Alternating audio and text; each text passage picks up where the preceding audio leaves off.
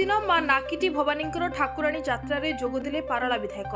गजपति जिला सदर महकुमा जाजपुर ग्राम महाआडंबरे आरंभ हो जाइछि मां नाकिटी भवानींकर ठाकुराणी यात्रा। आसंता एप्रिल 1 तारिख पर्यंत 9 दिन धरी यह यात्रा अनुष्ठित हेउथिबा बेले प्रतिदिन विभिन्न सांस्कृतिक कार्यक्रम मध्य परिवेषण हेउछि।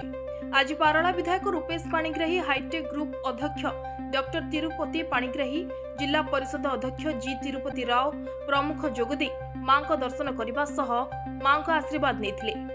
ଏହି ଭକ୍ତି ଭାବପୂର୍ଣ୍ଣ କାର୍ଯ୍ୟକ୍ରମରେ ବହୁ ଚଳଚ୍ଚିତ୍ର ତାରକା, କଣ୍ଠଶିଳ୍ପୀ ଶକ୍ତି ମିଶ୍ର ଓ ଟି ସୌରୀଙ୍କ ସଙ୍ଗୀତରେ ଦର୍ଶକ ଝୁମି ଆସୁଥିବା ବେଳେ ସପ୍ତମୀ ରଜନୀରେ ଆନ୍ଧ୍ରରୁ ଆସିଥିବା 10 ଅବତାର ନୃତ୍ୟ ମଞ୍ଚସ୍ଥ ହେବ।